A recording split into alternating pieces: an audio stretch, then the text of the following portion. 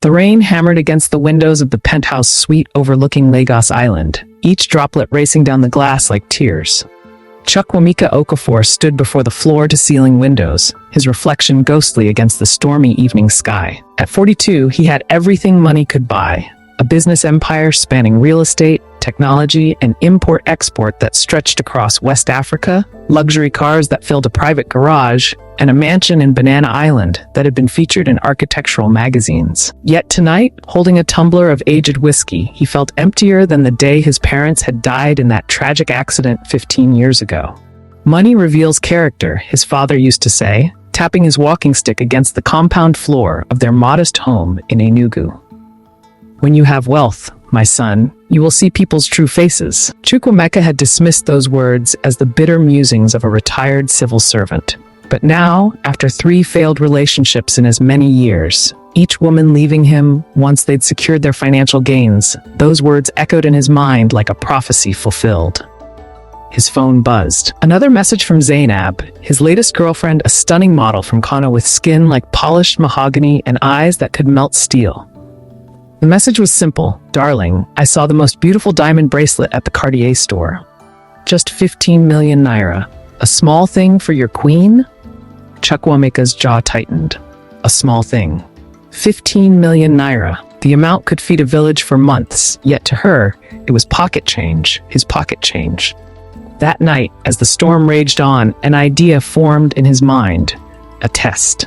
A way to see the truth before his heart became any more invested. He would give his unlimited credit card to 3 women in his life: Zainab, his girlfriend; Adana, his younger sister's best friend who had been subtly pursuing him; and Kayamaka, the quiet young woman who had been his housekeeper for the past 2 years. The test was simple. Each woman would have the card for 1 day. They could buy whatever they wanted, no questions asked. He would track the purchases and, more importantly, observe their choices. What did they value? What did they desire? The answers would reveal everything. The first test. Zainab Chukwuemeka called Zainab to his office in Victoria Island on a bright Monday morning. The skyscraper housed the headquarters of Okafor Enterprises, and his office occupied the entire top floor, a temple of glass, steel, and imported Italian marble. Zainab glided in wearing a designer dress that probably cost more than most Nigerians earned in a year. Her perfume, something French and expensive, preceded her like an announcement. "Darling," she kissed both his cheeks, leaving faint lipstick marks he would have to wipe away. "You summoned me? I have something for you." He retrieved a black card from his desk drawer, the American Express Centurion card with no spending limit. "Take this. For today, buy whatever makes you happy. Consider it my way of showing appreciation for your presence in my life." Zainab's eyes widened, then glittered with unmistakable hunger. "Chukwu, are you serious? Anything?" "Anything." She snatched the card so quickly he almost laughed. Almost. Instead, he watched as she kissed him perfunctorily and hurried out, already on her phone, likely calling her friends. Through the tracking app linked to his card, Chukwuemeka monitored Zainab's purchases throughout the day. The first stop, a luxury boutique on Admiralty Way. 3 designer handbags, Nigerian naira 8.5 million. Next, the jewelry store she'd mentioned, that diamond bracelet, plus matching earrings, Nigerian naira 207 million. A spa treatment at the Eco Hotel, Nigerian naira 450,000. A shoes from Jimmy Choo's in Nigerian naira 3.2 million. A new iPhone for herself and 2 friends, Nigerian naira 2.1 million. By evening, when she returned the card with a satisfied smile and a kiss that felt transactional, she had spent 52 million Nigerian naira. Every single purchase had been for herself or her friends. Not once had she considered him, his family, or anyone else. "Thank you, baby," she purred, draping herself across his desk. "You're so generous. This is why I love you. Love." The word tasted bitter in his mouth as he smiled and nodded. The second test, Adana was different, or so everyone said. She was a graduate of the University of Lagos, working at a marketing firm, ambitious and sharp-tongued. She often visited with his younger sister, Obiajali, and had made her interest in him abundantly clear, though he had never reciprocated. He invited her to lunch at a restaurant in Ikoyi, an elegant place with white tablecloths and waiters who moved like shadows. "Adana, I need your help with something," he began after they'd ordered. Her eyes lit up. "Anything, Chukwu. You know I'm always here for you." He explained the situation, or rather, a fabricated version. He said he needed someone he trusted to handle some purchases for a charity event he was planning, to see what the money could accomplish in the right hands. "Take my card for the day. Buy what you think would be valuable. I trust your judgment." Adana accepted the card with a knowing smile that made him uneasy. Her spending pattern was more calculated than Zeneb's, but equally self-serving. She started at a furniture store, purchasing items for her apartment, Nigerian naira 6.5 million. Then a car dealership. She'd been eyeing a Mercedes-Benz C-Class, Nigerian naira 1.8 million, paid in full. Clothes, shoes, a new laptop, a professional camera for her side business, Nigerian naira 5.3 million more. She did purchase some items for the fabricated charity event, 10 bags of rice and some used clothes, Nigerian naira 150,000 total, clearly an afterthought to maintain the pretense. When she returned the card that evening, she hugged him tightly. "I hope I did well. The charity will love what I picked out." "I'm sure they will," he replied, his voice hollow. Total spent, 30 million Nigerian nairas.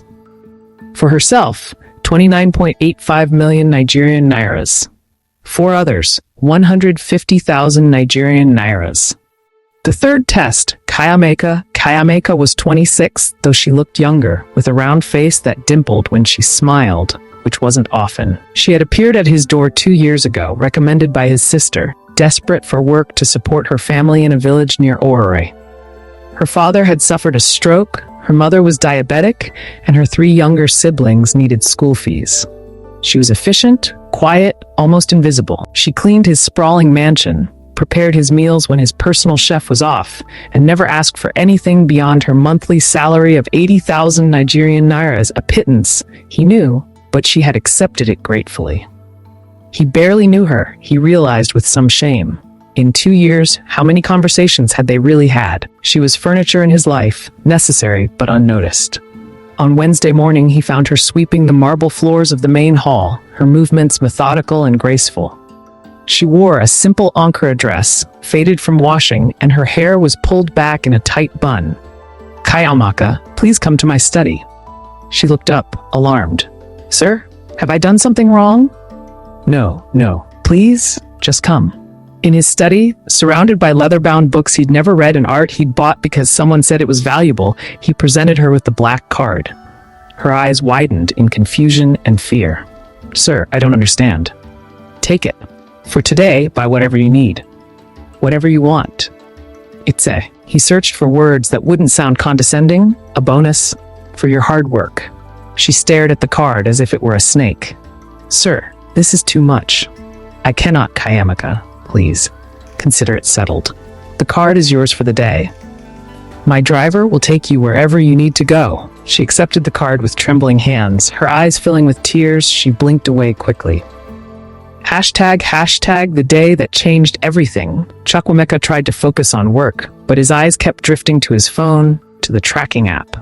For hours, nothing. No transactions. Had she been too afraid to use it? Had she thought it was a trick? Then, at 11:47 a.m., the first charge, 45,000 Nigerian nairas at a medical supply store. Then another at a pharmacy, 78,000 Nigerian nairas.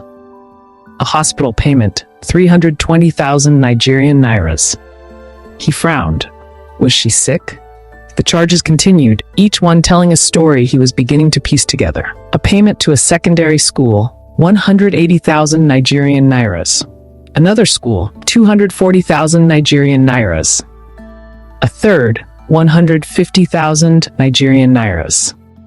Bookshop, 65,000 Nigerian nairas. Then came a transaction that made him sit up, a payment to an orthopedic hospital in Owerri, 1.2 million Nigerian nairas. His phone rang. It was Emeka, his driver. "Oga, we are in Owerri. Madam Kayamaka, she is crying. She visit her father for operation. She say thank you, sir. She say God bless you." Chukwuemeka's throat tightened. "Let me speak with her." Sir? Kayamaka's voice was thick with emotion. Sir, I cannot thank you enough. The doctors, they say my father can have the surgery now. They can fix his leg. He will walk again, sir. He will walk again. It's fine, Kayamaka. Take care of your family. The charges continued throughout the day, each one a window into a life he had never truly seen. Foodstuffs for her village, 125,000 Nigerian nairas. Clothes for her siblings, 85,000 Nigerian nairas. Mattresses and bedding for her family home, 110,000 Nigerian nairas. A water pump for the village borehole, 380,000 Nigerian nairas. She paid off debts her family owed to local moneylenders, 450,000 Nigerian nairas. She bought a sewing machine for her mother, 65,000 Nigerian nairas. She purchased textbooks and uniforms for children in the village school, 240,000 Nigerian nairas. Then came a transaction that stopped his heart, 15,000 Nigerian nairas at a small shop in Owerri. He called Emeka again. The last purchase, what was it? Oga, na second-hand shop. Madam buy one dress for herself. She say the dress she wear today is her only good dress. She need one more for church. 15,000 naira? After spending millions on others, she bought herself a single second-hand dress for 15,000 naira. The final transaction came at 6:23 p.m., 50,000 Nigerian nairas to a local church, with a note that read, Thanksgiving offering for God's provision. Total spent, 3,813,000 Nigerian nairas. For herself, 15,000 Nigerian nairas.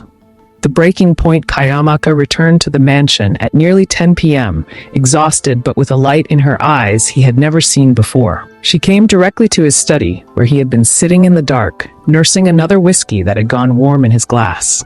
Sir. She stood in the doorway, the black card extended toward him in both hands, as if returning a sacred object. Thank you, sir. In my whole life, I have never seen such kindness. He took the card, his hand brushing hers. Her fingers were rough from work, the nails short and unadorned. Real hands, honest hands. Tell me about your day, he said softly. She hesitated, then began to speak. Her words tumbled out like a river breaking through a dam. About her father's tears, when the doctor confirmed the surgery was scheduled, about her mother's prayer of thanksgiving, about her siblings' joy at receiving new school supplies, about the village women who wept when she repaired the borehole that had been broken for 6 months. And what did you buy for yourself? He asked. She looked down, embarrassed. Just one dress, sir. I know it is silly, but I thought it's not silly. He stood, moved closer to her. In the dim light of his study, he saw her clearly for perhaps the first time.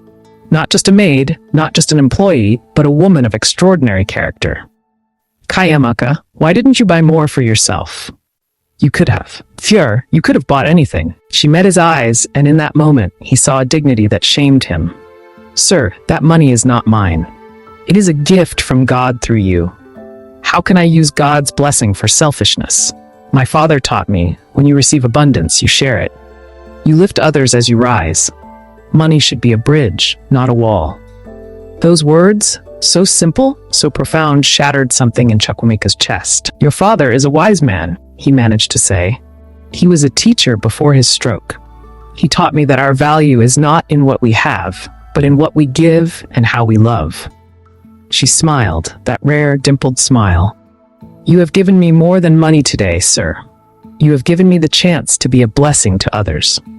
That is worth more than all the gold in the world. The reckoning after Kayamaka left to rest, Chukwuemeka sat in his study until dawn broke over Lagos, painting the sky in shades of orange and purple. He thought about the 3 women and what they had revealed.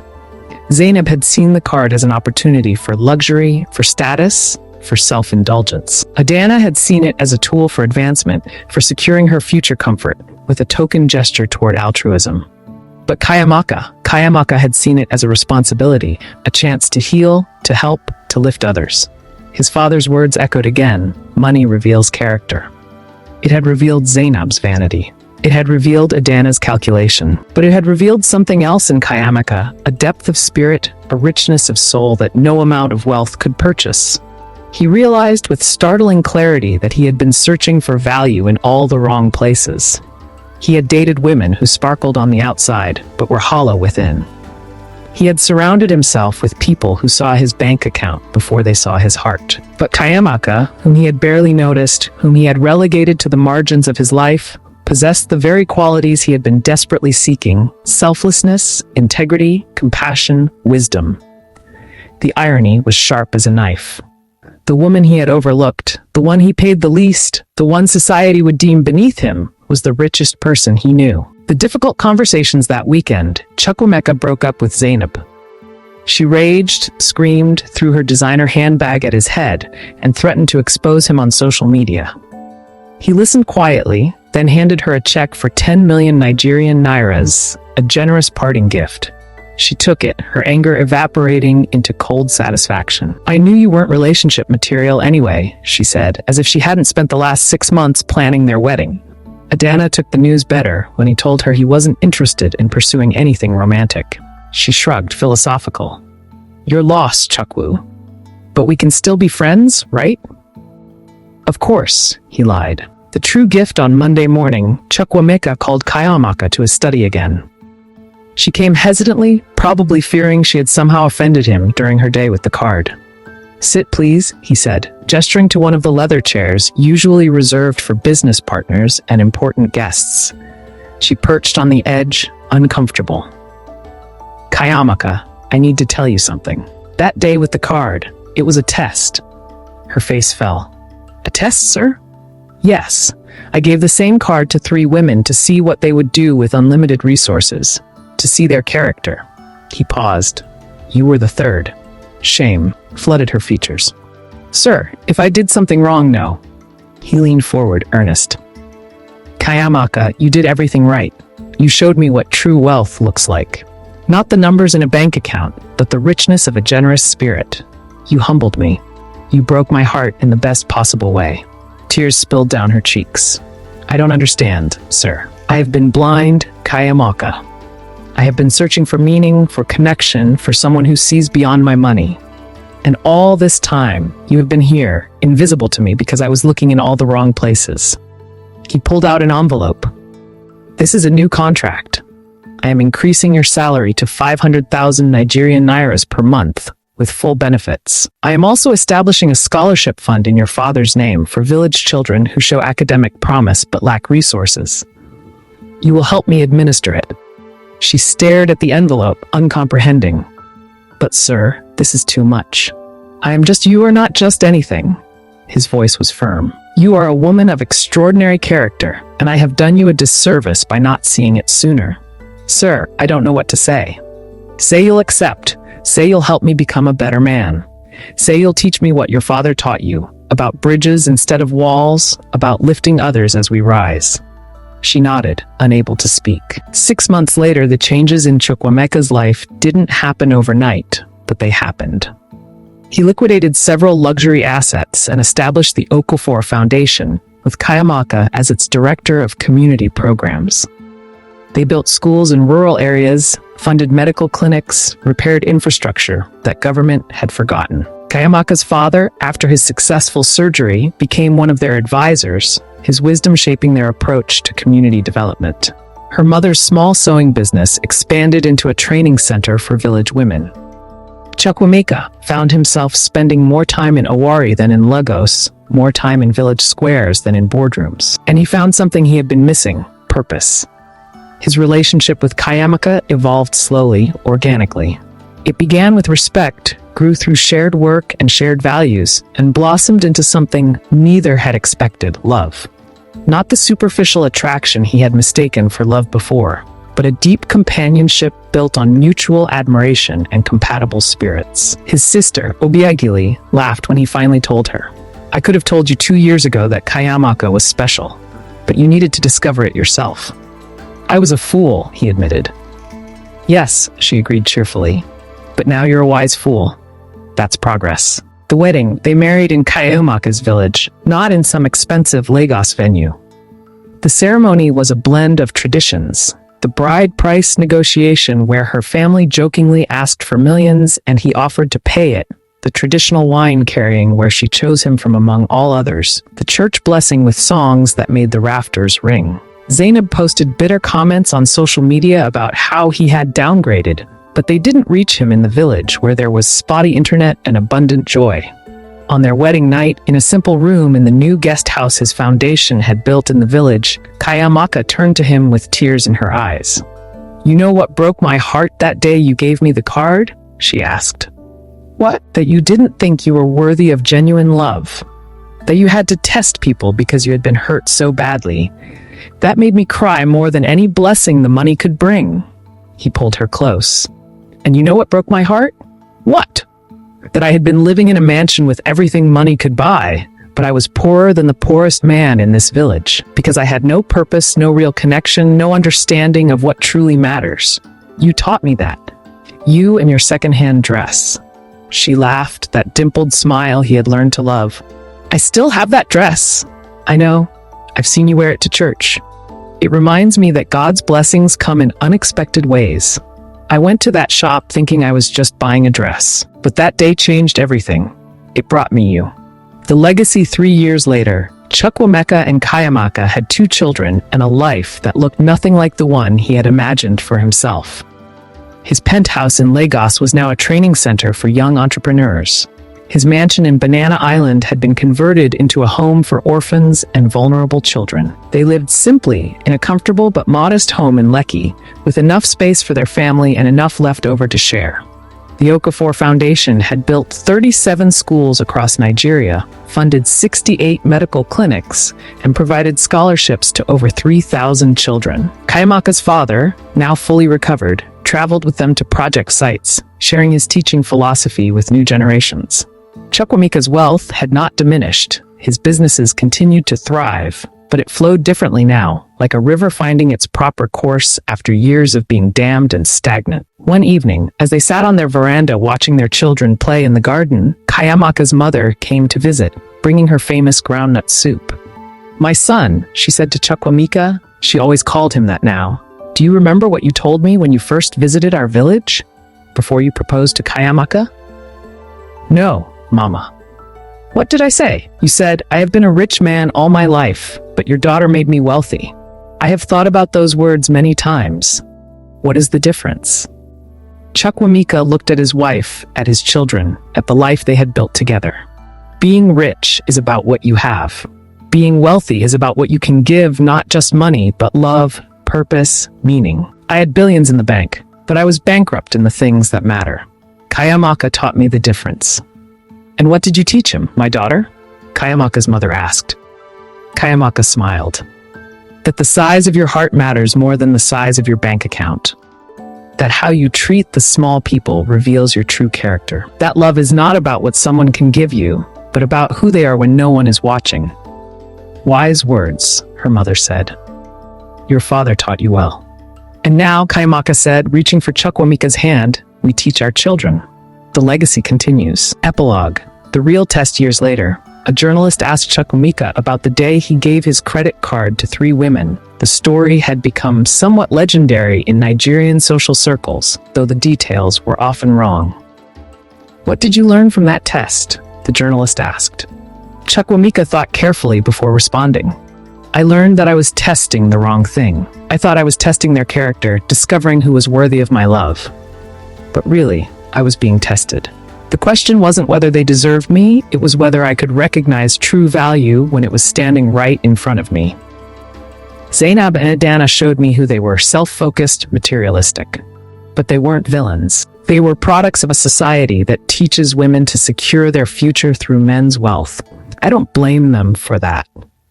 But Kayamaka, she showed me who I could become. She held up a mirror, and I saw how small I had been living, despite all my wealth. She didn't just pass my test. She set a new standard for what life could be.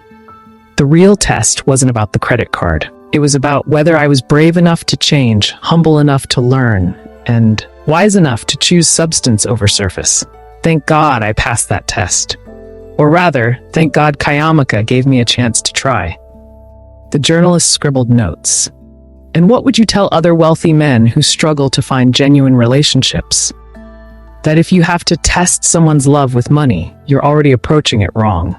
Real love isn't something you test, it's something you build. And you build it not by giving gifts or setting traps, but by being someone worth loving. Be generous not just with your wallet, but with your time, your attention, your respect. Look at the people you overlook, the ones serving you, working for you, existing in the margins of your life. Character shows up in how people treat those who can do nothing for them. If you want to find a partner of substance, become a person of substance first. He paused, looking out his office window at the Lagos skyline, so different from the village views he had come to love. That day with the credit card didn't reveal who deserved my wealth. It revealed that I didn't deserve the wealth I had, not until I learned to use it wisely, to see people clearly, and to value the things money can't buy. The story of Chukwuemeka and Kayamaka became a parable told across Nigeria, in churches, in families, in schools. It was adapted, embellished, sometimes distorted, but at its core remained a simple truth that resonated across cultures and classes, that the greatest test of character is not how we handle limitations, but how we handle abundance. That true wealth is measured not in what we accumulate, but in what we give and how we love. That the people we overlook might be the very ones who can save us from our own emptiness, and that sometimes the most valuable thing in a rich man's house is not his art, his cars, or his credit cards, but the heart of the woman who cleans his floors and sees him not for his wealth, but for his humanity. That lesson, learned through a simple test with a black card, changed not just 2 lives, but rippled outward, touching villages and cities, inspiring others to look beyond surface and status to seek substance and soul. In the end, what broke Chukwuemeka's heart was not disappointment, but awakening. And that breaking open allowed light to flood in, light that had been there all along, in the quiet dignity of a woman in a secondhand dress, holding unlimited wealth in her hands, and choosing to use it as a bridge, not a wall.